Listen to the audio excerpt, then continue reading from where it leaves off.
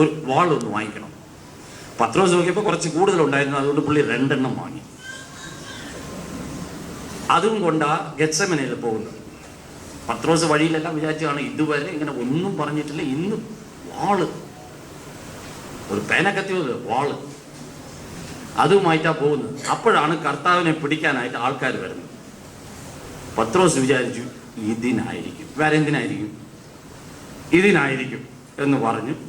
കർത്താവിന് അറിയാം പിടിക്കാൻ പോകുന്നു. അതുകൊണ്ടാണ് കർത്താവ് നമ്മളോട് പറഞ്ഞത് വാളെടുത്തൊരു വീച്ച്. പുള്ളി കഴുത്തിനാ എയിം ചെയ്തത്, പക്ഷെ ചെവിയെ കിട്ടിയുള്ളൂ. കാരണം ഫസ്റ്റ് ടൈം ഉപയോഗിക്കുന്നതുകൊണ്ട്. അപ്പോൾ പുള്ളി വിചാരിക്കണം അത് നമ്മൾ കർത്താവിനേക്കാൾ കുറച്ചുകൂടി ബുദ്ധിമാനാണ്, 2 എണ്ണം വാങ്ങി, അടുത്തത് ഉപയോഗിക്കാമെന്ന് അടുത്തതിൽ കൈവയ്ക്കുമ്പോൾ കർത്താവിനെ നോക്കി. കർത്താവ് പറഞ്ഞ ആദ്യം സാരമില്ലടാ, 2ാമത്തെ വെയ് എന്ന് പറയും. ഒരു അപ്രിസിയേഷൻ കിട്ടുമെന്നാണ് ഇങ്ങനെ ഓർത്തത്. കർത്താവ് ഒന്ന് കണ്ണുരുട്ടി കാണും, എടാ നിന്നെ ഇത്രയും കാലം പഠിപ്പിച്ചത് കൊണ്ട് വല്ല പ്രയോജനമുണ്ടോ? ശത്രുക്കളെ സ്നേഹിക്കണമെന്ന് പറഞ്ഞ് 3 വർഷം പഠിപ്പിച്ചപ്പോഴല്ല നീ തലയാട്ടി കേട്ടതല്ലേ? ഇപ്പോൾ ഫൈനൽ എക്സാം വന്നപ്പോൾ 0 mark വാങ്ങിക്കൊണ്ടിരിക്കുകയാണ്.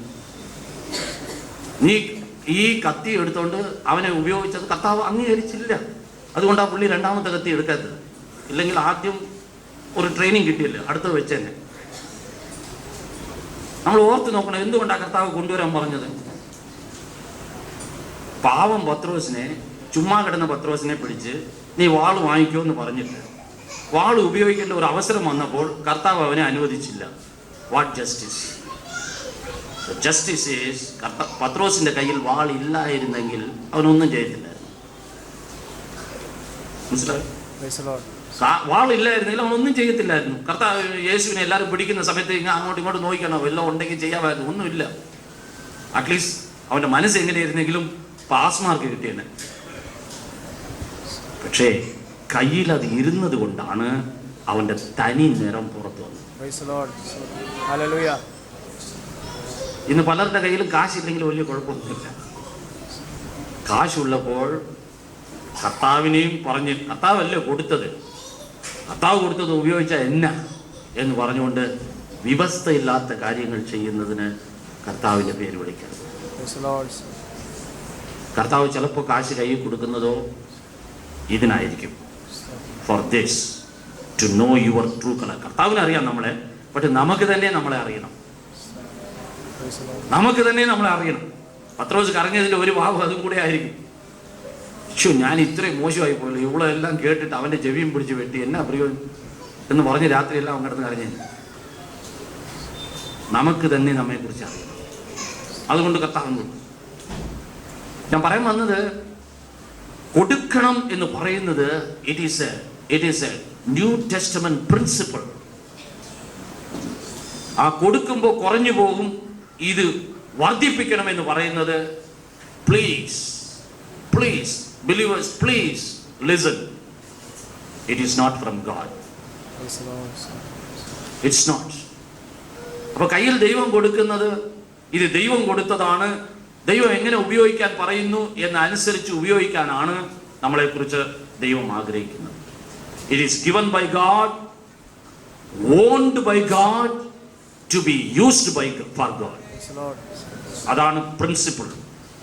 New kingdom of God in the principle, when you have something how to use, you must know whose it is, who has given it, who owns it, and who will direct you.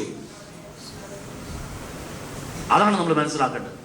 പലരോടും എന്നാ പുതിയ car വാങ്ങിയതെന്ന് ചോദിച്ചാൽ കുറച്ച് പൈസ കിട്ടിയായിരുന്നു, pension വന്നു, അല്ലെങ്കിൽ gratuity കിട്ടി, ഇൻഷുറൻസ് പോളിസി മെച്യൂറായി, അതുകൊണ്ട് ഒരു കാർ വാങ്ങി. ഓക്കെ, അപ്പം നീ കാർ വാങ്ങാൻ കാരണം കയ്യിൽ പൈസ ഇരുന്നുകൊണ്ട്. Who is your master? Who is your master? ഏതെങ്കിലും ഒരു കാര്യം ചെയ്യണമെന്ന് പറയുമ്പോൾ ചെയ്യാൻ പറ്റത്തില്ല, കൈ കാശില്ല. ഇത് സാധാരണമായിട്ട് നമ്മൾ പറയുന്നു അല്ലേ? സാധാരണമായിട്ട് നമ്മൾ പറയുന്ന കാര്യമാണ്. കാശുണ്ടായിരുന്നു വാങ്ങി, കാശില്ല അതുകൊണ്ട് ചെയ്തില്ല. Who directs their actions? എന്തെങ്കിലും ചെയ്യണമെന്ന് പരിശുദ്ധാത്മാവ് നിർബന്ധിച്ചപ്പോഴും ദൈവം ഒരു ഭാരം കൊടുത്തു, പക്ഷെ കാശില്ല അതുകൊണ്ട് ചെയ്തില്ല എന്ന് പറയുമ്പോൾ who is our master? From whom we are taking orders? ആരുടെ അടുത്ത് നിന്ന് ഓർഡേഴ്സ് ലഭിക്കുന്നത്? കാശാണ് നമ്മളെ ഡിക്റ്റേറ്റ് ചെയ്യുന്നത്, നമ്മുടെ വാങ്ങുന്നത്, നമ്മുടെ വിൽക്കുന്നത്, നമ്മുടെ ജീവിതത്തിന്റെ ആ നിലവാരമെല്ലാം പുലർത്തുന്നത് കാശാണ്. On that it is based means that is what Jesus said, you cannot serve two masters. Remember, Jesus never said you should not serve two masters.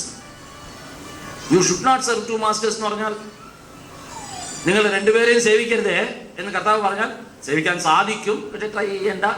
ഒരു ഒരു റിക്വസ്റ്റ് പോലെ കർത്താവ് റിക്വസ്റ്റ് ചെയ്യാം, രണ്ടുപേരും ചെയ്യരുത്. No, he didn't say that. He also didn't say you must not serve two masters. അങ്ങനെയാണെങ്കിൽ ഒരു condition ആയിപ്പോയി. കർത്താവ് പറഞ്ഞു you must not, do not commit adultery എന്ന് പറയുന്ന പോലെ you must not എന്ന് കർത്താവ് പറഞ്ഞിട്ടില്ല. കർത്താവ് പറഞ്ഞു you cannot. It's just not possible. If you love one, you will hate the other automatically. അപ്പോൾ നമ്മുടെ കാര്യങ്ങളെല്ലാം നമ്മുടെ പൈസയാണ് determine ചെയ്യുന്നതാണെങ്കിൽ he becomes our master. That is where the devil comes into picture. അതിന് ഏറ്റവും നമുക്ക് ഇട്ടുകൊടുക്കുന്ന കാര്യം ഇതാണ്, ലോകത്തിൽ നിന്നെ ആരെങ്കിലും മാനിക്കണമെങ്കിൽ അതിന് നേരെ നമ്മളും പറയുന്നത് ലോകത്തിൽ ആരും എന്നെ മാനിക്കണ്ട. അവിടെ പ്രശ്നം തീർന്നുള്ളൂ.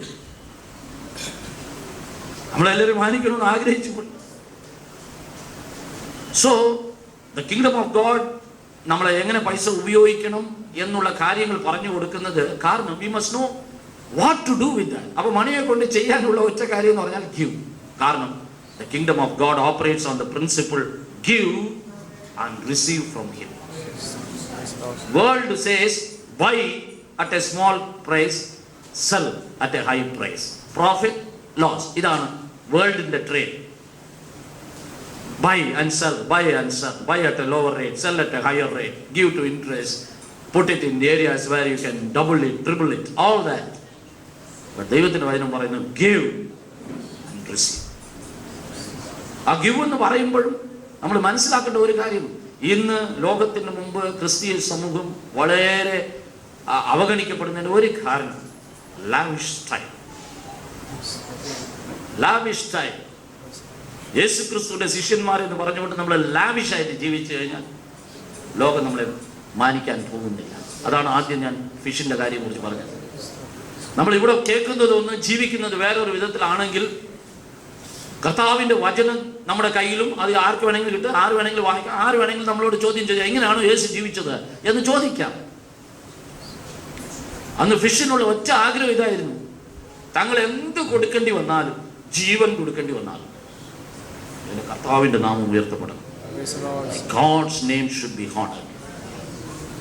അതുകൊണ്ട് ജീവനെ കൊടുക്കാനായിട്ട് മുമ്പോട്ട് വന്നു. അപ്പൊ കയ്യിൽ കാശിരിക്കാൻ പാടില്ലെന്നില്ല, കർത്താവിന് കാശിനെ കണ്ടുവന്ന് പേടിയൊന്നുമില്ല. God is not afraid of money. He may put so much in your hands. പക്ഷേ given by God, owned by God, to be used according to His discretion. നമ്മുടെ ലൈഫ് സ്റ്റൈൽ ഇൻക്രീസ് ചെയ്ത് കാണിക്കാനല്ല, ഇത് ദൈവം പറയുന്നതിനനുസരിച്ച് ഉപയോഗിക്കാനുള്ളതാണ് എന്നുള്ള ഒരു പ്രിൻസിപ്പിൾ നമ്മുടെ ജീവിതത്തിൽ എപ്പോഴിരിക്കണം. Giving. ആ ഗിവിങ് ആണ് ദൈവം മാനിക്കുന്നത്. ആ ഗിവിങ്ങും എല്ലായിടത്തും കൊടുക്കണമെന്നൊന്നുമില്ല. അതുകൊണ്ട് കയ്യിലിരിക്കുന്നതെല്ലാം ഇന്ന് കിട്ടി വൈകിട്ട് പാപ്പറാകണം അങ്ങനെയൊന്നുമില്ല. അമേരിക്കയിൽ അങ്ങനെയാണ്. വെള്ളിയാഴ്ച പൈസ വാങ്ങും, ശനിയാഴ്ച ഞായറാഴ്ച എല്ലാം ചെലവ് ചെയ്ത് തിങ്കളാഴ്ച ദരിദ്രന്മാരായിട്ട് ഒന്നിക്കും, പെന്നിലെസ്. അതുപോലെ അങ്ങനെ ചെലവ് ചെയ്യണമെന്നൊന്നുമില്ല. പറയാൻ വന്നത് give also, give selflessly, give sacrificially, and give where you cannot get it back. അതാണ് റിയൽ ഗിവിംഗ് എന്ന് പറയുന്നത്. ഒരാൾക്ക് കൊടുത്തിട്ട് അയാളുടെ അടുത്ത് തിരിച്ചു കിട്ടും എന്ന് പറയുന്ന ഒരു ആഗ്രഹത്തോടല്ല. കർത്താവ് ഈ ധനവാനായ ഒരു ചെറുപ്പക്കാരൻ വന്നു, എന്നാ ചെയ്യണമെന്നല്ല ചോദിച്ചപ്പോൾ കർത്താവ് പറഞ്ഞു, you go and sell all your possessions and give it to the poor and then follow me. നമ്മളാണെങ്കിൽ ഇങ്ങനെ പറയും, നിന്റെ പൈസ കുഴപ്പം, ഞങ്ങൾ ഒരു ഓർഗനൈസേഷനുണ്ട്, നമ്മൾ കുറേ പിള്ളേരെ പഠിപ്പിക്കുന്നുണ്ട്, അവിടെ കൊണ്ടുവന്ന് ഇവിടെ ഇട്ട് നീ എൻ്റെ പിന്നാലെ എൻ്റെ കൂടെ ശിഷ്യനായി എൻ്റെ ഓർഗനൈസേഷനിൽ ഒരു മെമ്പർ ആയിക്കോ.